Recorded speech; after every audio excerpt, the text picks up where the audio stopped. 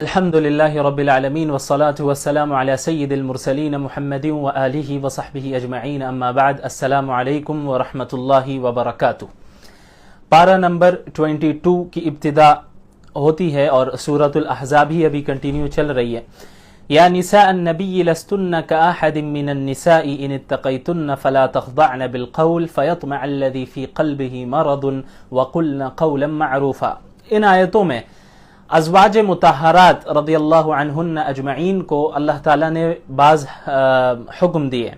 اس میں ازواج مطہرات کو یہ بتایا گیا کہ آپ عام مسلمان عورتوں کی طرح نہیں ہیں، آپ کا مقام اوروں سے بلند ہے، چونکہ آپ ازواج مطہرات ہیں، آپ صلی اللہ علیہ وسلم کی ازواج ہیں، اس لیے آپ کا مقام بلند ہے۔ لہٰذا اگر آپ میں سے کوئی اجر کرے گا تو اس کو نیکی کا کام کرے گی آپ میں سے کوئی بھی، تو وہ کیا ہوگا، اسے اجر بھی دگنا ملنا ہے، اور اگر آپ میں سے کوئی گناہ کا کام کرتی ہیں تو پھر آپ کو سزا بھی دگنی ملنی ہے۔ اس کے بعد اللہ تعالیٰ نے ازواج مطہرات کو اور پھر ازواج مطہرات کے ذریعے سے دیگر مسلمان عورتوں کو، خواتین کو حکم دیا۔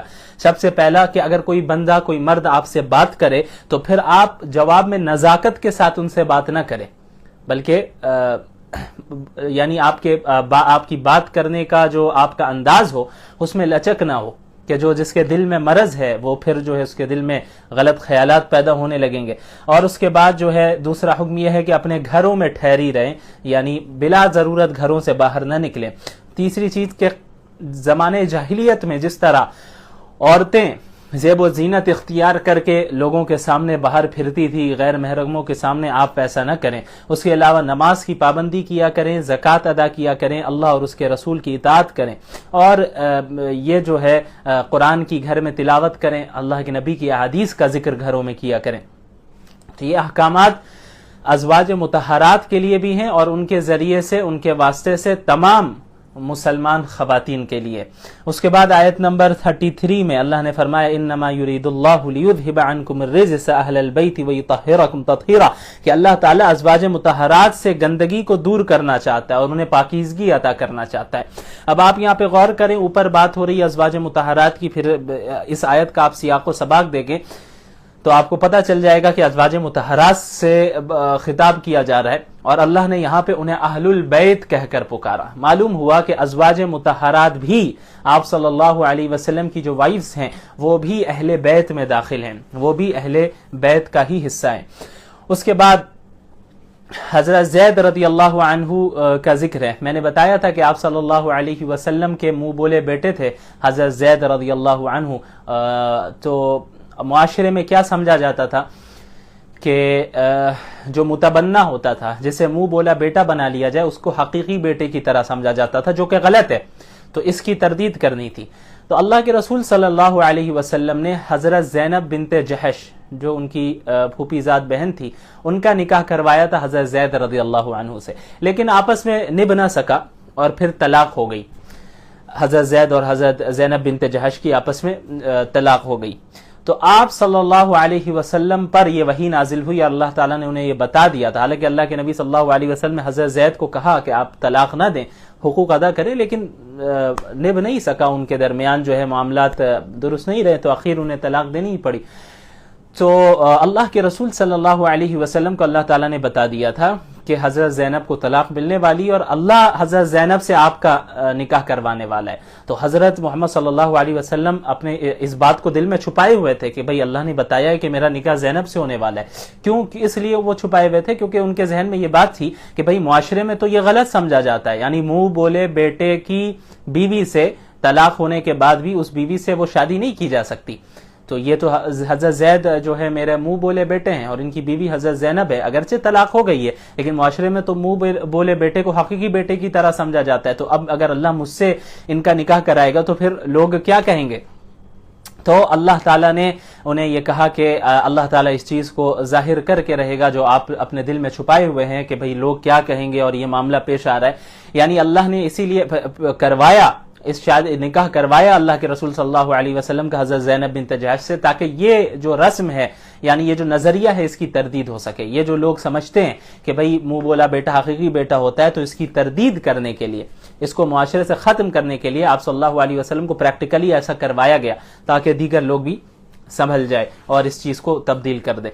उसके बाद आयत नंबर 40 में अल्लाह के नबी सल्लल्लाहु अलैहि वसल्लम के ख़त्म नबूवत का जिक्र है, वलाकिन रसूल अल्लाह व ख़ातमुन नबिय्यीन, कि आप सल्लल्लाहु अलैहि वसल्लम अल्लाह के रसूल है और ख़ातमुन नबिय्यीन है। यह अहलुस सुन्नती वल जमात का मुत्तफ़क़ा अक़ीदा है कि आप सल्लल्लाहु अलैहि वसल्लम नबी होने के साथ साथ आखिरी नबी भी हैं।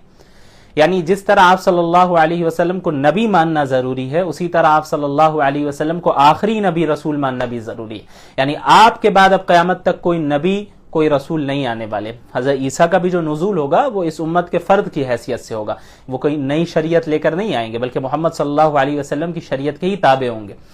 मुहम्मद रसूलुल्लाह सल्लल्लाहु अलैहि वसल्लम की जिस तरह नबूवत का इनकार करने वाला शख्स काफिर होता है, इसी तरह अगर कोई शख्स अल्लाह के नबी को नबी तो माने लेकिन आखिरी नबी नहीं माने और ये कहे कि नबूवत का सिलसिला अभी भी जारी है, वो भी उसी तरह काफिर है। ये बात आप जहन में रखें।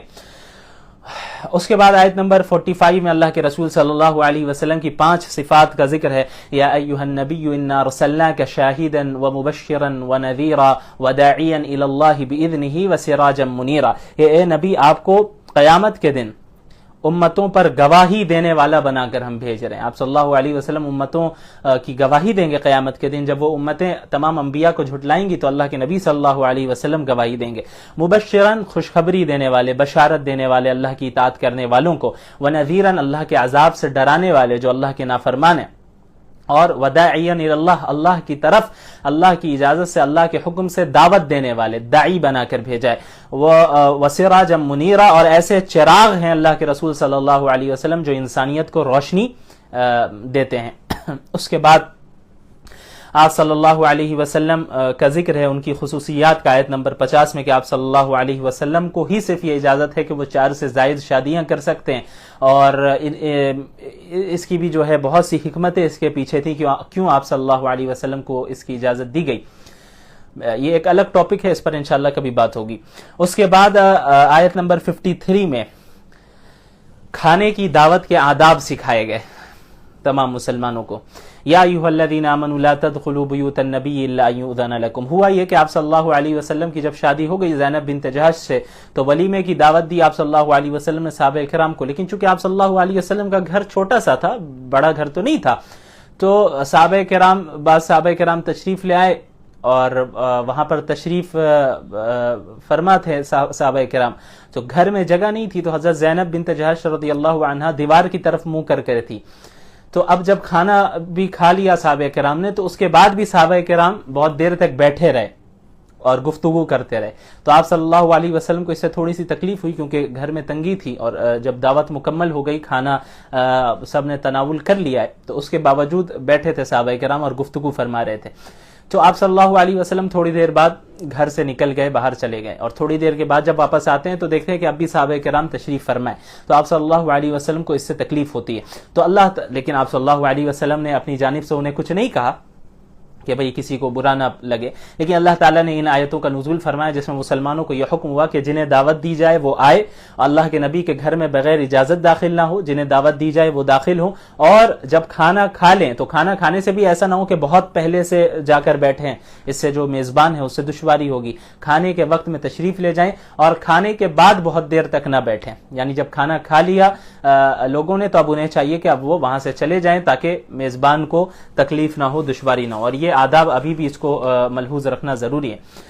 उसके बाद हुक्म है वमा कान लकुम अन तुज़ू रसूलल्लाहि वला अन तनकिहू अज़वाजहु मिन बादि अबदा। इस आयत में हुक्म दिया गया आप सल्लल्लाहु अलैहि वसल्लम की वफात के बाद अज़वाज मुतहरात से किसी को भी निकाह करने की इजाजत नहीं है। उसके बाद पर्दे का हुक्म है या अय्युहन नबिय्यु कुल लि अज़वाजिका व बनातिका व निसाइल मुमिनीन युदनीना अलैहिन्ना मिन जलाबिबिहिन, के ए नबी आप अपनी अज़वाज से भी कह दे, अपनी बेटियों से भी कह दे, और तमाम मुसलमान औरतों से कह दे कि जब भी वो बाहर निकले तो जाहिर है कि अपने ऊपर जिल्बाब डाल दें, यानी ऐसी चादर डालें जिससे उनका पूरा जिस्म ढक जाए।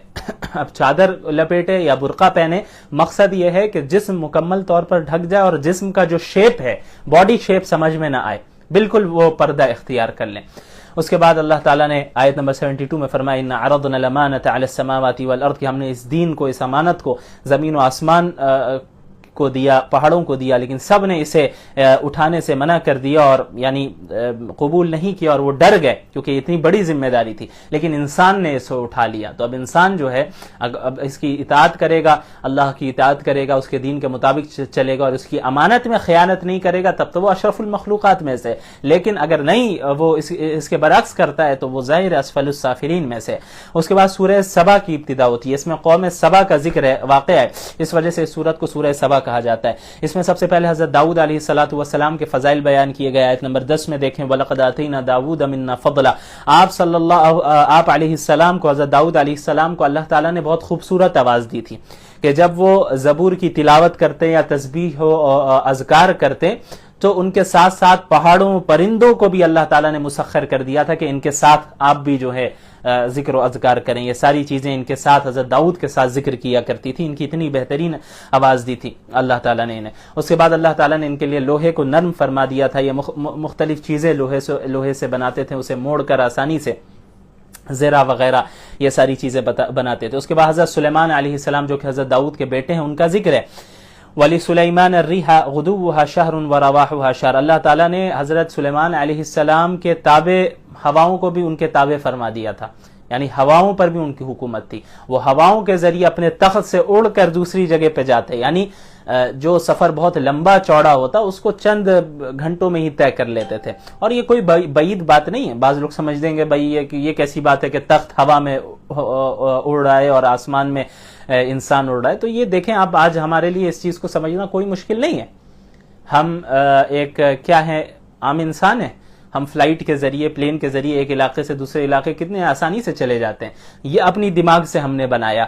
تو جب ہم ایسا بنا سکتے ہیں, ایک انسان ایسی چیزیں بنا سکتا ہے, تو اللہ جو قادر مطلق ہے وہ اس بات پر قادر نہیں ہے کہ اپنے بندے کے لیے ہواؤں کو مسخر فرما دے. حضرت سلیمان علیہ السلام کے ساتھ یہی معاملہ تھا اور جنوں پر بھی ان کی حکومت تھی, جن بھی ان کے تابع تھے. حضرت سلیمان علیہ السلام جنوں کے ذریعے بڑی بڑی عمارتوں کی تعمیر کرواتے تھے. اور ایسے ہی ہوا, حضرت سلیمان علیہ السلام ایک مرتبہ انہوں نے جنوں کو تعمیر کے کام میں لگایا. آیت نمبر 14 میں دیکھیں فَلَمَّا قَضَيْنَا عَلَيْهِ الْمَوْتَ مَا دَلَّهُمْ عَلَى مَوْتِهِ إِلَّا دَابَّةُ الْأَرْضِ تَأْكُلُ مِنْ سَأَتَهُ. تو جب جن کام کر رہے تھے تو حضرت سلیمان علیہ السلام عصا لے کر کھڑے تھے کہ بھائی اللہ کے لیے عبادت کریں اور نگرانی بھی کرتے رہے جنوں کی. تو حضرت سلیمان علیہ السلام اپنے عصا کے سہارے کھڑے تھے اور جن کام کر رہے تھے, جن بھی دیکھ رہے تھے کہ بھئی ہماری نگرانی کر رہے ہیں. لیکن اللہ تعالیٰ نے اسی وقت حضرت سلیمان علیہ السلام کی روح کو قبض کر لیا اور ان کا انتقال ہو گیا. لیکن اس عصا کے سہارے ان کا جسم کھڑا رہا. تو جنوں کو معلوم نہیں ہوا کہ بھئی ان کا انتقال ہو چکا ہے, اور جن یہ دیکھنے لگے کہ بھئی وہ تو کھڑے ہیں, وہ ہماری نگرانی کر رہے ہیں, لہٰذا سب کام میں لگے رہے سارے جن. یہاں تک کہ ایک لمبی مدت گزر گئی. اللہ تعالیٰ نے دیمک کے کیڑے کو بھیجا جس نے ان کی لکڑی کو کھا لیا, لاٹھی کی لکڑی کو کھایا, ختم کیا. اور ایک لمبی مدت کے بعد ان کی لاٹھی ٹوٹ گئی, عصا ٹوٹ گیا اور آپ علیہ السلام کا جسم, آپ علیہ السلام نیچے گر گئے. تو اس وقت جنوں کو معلوم ہوا کہ بھئی ان کا تو انتقال ہو چکا ہے, حضرت سلیمان کی وفات ہو چکی ہے, اور ہم تو سمجھ رہے تھے کہ ہماری نگرانی کر رہے ہیں. تو اللہ تعالیٰ نے اس واقعے کے ذریعے اس بات کو ثابت کیا کہ سب سے پہلی چیز کے مقصد یہ تھا کہ جن جو تعمیر کر رہے تھے وہ تعمیر بھی مکمل ہو جائے, اور دوسری چیز یہ کہ اس بات کو بتا دیا جائے لوگوں کو کہ جو جن ہیں وہ عالم الغیب نہیں ہوتے, ان کے پاس غیب کی خبریں نہیں ہوتی, وہ بھی ایک مخلوق ہے. لہٰذا جنوں کو عالم الغیب سمجھنا, جنوں سے مدد مانگنا, یہ ساری چیزیں شرک ہیں, ناجائز ہیں. اگر ان کے پاس علم غیب ہوتا, غیب کا علم ہوتا, تو پھر وہ پہلے ہی سمجھ جاتے کہ حضرت سلیمان کا انتقال ہو چکا ہے, وفات ہو گئی ہے. لیکن جب حضرت سلیمان نیچے گرے تب اس وقت انہیں معلوم ہوا کہ حضرت سلیمان کا انتقال ہوا. اس سے معلوم ہوا کہ جنوں کے پاس غیب کا علم نہیں ہے. اس کے بعد قوم سبا کا ذکر ہے. لقد کان لسبأ فی مسکنہم آیہ. ایک قوم سبا جو تھی وہ یمن کے ایک علاقے میں وہ قوم آباد تھی, اور دو پہاڑوں کے درمیان ان کا علاقہ تھا. ایک وادی تھی اور بہت خوبصورت وادی تھی, اور وہاں پہ اللہ نے انہیں بہت سی نعمتوں سے نوازا تھا. پھلدار باغات تھے اور ساری چیزیں تھیں, اور وہاں کے بادشاہوں نے ایک ڈیم بھی بنا کے رکھا تھا پانی سٹور کرنے کے لیے. تو لیکن یہ قوم وہ تھی جو اللہ کی نافرمان تھی. ان لوگوں نے اللہ کی نافرمانی کی تو اللہ تعالیٰ نے اس ڈیم کو ہی ختم کیا, توڑ دیا, اور اس ڈیم کے ذریعے ہی پانی جو ہے باہر نکل آیا, اور جس سے پوری بربادی بستی میں پھیل گئی اور تمام لوگ ختم ہو گئے. اس کے بعد آیت نمبر 46 میں اللہ تعالیٰ نے غور و فکر کرنے کی دعوت دی. قل انما اعظکم بواحدہ ان تقوموا للہ مثنی وفرادا. اس میں مشرکین سے یہ کہا جا رہا ہے کہ بھائی آپ صلی اللہ علیہ وسلم کو تم مجنون کہتے ہو، غلط کہتے ہو، جھوٹا کہتے ہو. ایسا کرو کہ تم ہٹ دھرمی سے کام نہ لو، سنجیدگی کے ساتھ یا تو دو دو کر کے، تین تین کر کے، یا تنہائی میں جا کر سوچو، غور و فکر کرو کہ تم کیا کر رہے ہو. محمد صلی اللہ علیہ وسلم 40 سال تک تمہارے درمیان رہے، وہ امین تھے، صادق تھے، تم بھی جانتے ہو. اب آج تم انہیں جھٹلا رہے ہو، ذرا غور کرو سنجیدگی کے ساتھ، تکبر میں، عناد میں، دشمنی میں انکار نہ کر بیٹھو. اس کے بعد سورۃ الفاطر کی ابتدا ہوتی ہے. سورت کی پہلی آیت میں فاطر کا ذکر ہے، الحمدللہ فاطر السماوات والارض. اس وجہ سے اسی مناسبت سے سورت کو سورہ فاطر کہا جاتا ہے. مکی سورت ہے. مکی سورتوں کی طرح توحید، رسالت، قیامت پر جو ہے زیادہ زور دیا گیا اور اسے ثابت کرنے کی کوشش کی گئی ہے. اور آپ صلی اللہ علیہ وسلم کو تسلی دی گئی ہے کہ مشرکین جو آپ کی تکذیب کرتے ہیں، آپ کو جھٹلاتے ہیں، اس سے آپ کو پریشان نہیں ہونا ہے. آپ کی ذمہ داری دعوت دینا ہے، تبلیغ کرنا ہے. اس کے بعد سب سے پہلے شروع میں فرشتوں کا ذکر ہے. الحمدللہ فاطر السماوات والارض جاعل الملائکۃ رسلا. اللہ تعالیٰ نے فرشتوں کو قاصد بنایا. کس طرح قاصد بنایا؟ کہ اللہ رب العالمین اور نبی جو ہوتے ہیں ان کے درمیان کمیونیکیشن کا جو ذریعہ عام طور پر ہوتا ہے وہ فرشتے کے ذریعے ہوتا ہے. تو اللہ تعالیٰ نے فرشتوں کو قاصد بھی بنایا کہ اللہ کا پیغام وہ رسول تک پہنچاتے ہیں، اور رسول اس پیغام کو پوری انسانیت تک پہنچاتے ہیں. اور فرشتوں کے متعلق اللہ تعالیٰ نے فرمایا کہ اللہ تعالیٰ نے فرشتوں کے پر بھی بنائے ہیں. اب کسی کے 2 پر ہیں، کسی کے 3 ہیں، کسی کے 4 ہیں، اور یہ کوئی لمیٹیشن نہیں ہے. اس سے بھی کئی گنا زیادہ اللہ جس کو جتنے پر دینا چاہے، جس فرشتے کو اتنا وہ دیتا ہے. یہاں تک کہ تو بعض روایتوں میں آتا ہے کہ حضرت جبریل علیہ السلام کے 600 پر ہیں. تو یہ اللہ نے اس طرح ان کی تخلیق فرمائی ہے. اس کے بعد اللہ نے فرمایا آیت نمبر 10 میں الیہ یصعد الکلم الطیب والعمل الصالح یرفعہ، کہ اللہ ہی کی طرف کلمہ طیب بلند ہوتا ہے. یعنی اس میں کلمہ توحید بھی مراد ہے، اور جو ذکر و اذکار اللہ کے لیے کیے جاتے ہیں وہ اذکار بھی اللہ ہی کی طرف بلند ہوتے ہیں. بلند ہونے کا کیا مطلب؟ اللہ کے ہاں مقبول ہوتے ہیں. والعمل الصالح یرفعہ، اور اچھے اعمال ان کلمات کو اللہ کی طرف بلند کرتے ہیں. کیا مطلب؟ کہ اب اگر کوئی عمل نہیں کر رہا ہے، اچھا عمل نہیں کرتا لیکن ذکر کر رہا ہے، تو ممکن ہے کہ وہ اذکار اس کے قبول ہو جائے، قبولیت حاصل ہو جائے. لیکن جو قبولیت تامہ جسے ہم کہتے ہیں، مکمل قبولیت، پرفیکٹ قبولیت جو ہونی ہے، وہ تو اعمال صالحہ کے ساتھ ہی. یعنی جب بندہ اعمال صالحہ بھی کر رہا ہو، پھر اذکار بھی کر رہا ہو، تب اس سے جو ہے قبولیت تامہ حاصل ہو سکتی ہے.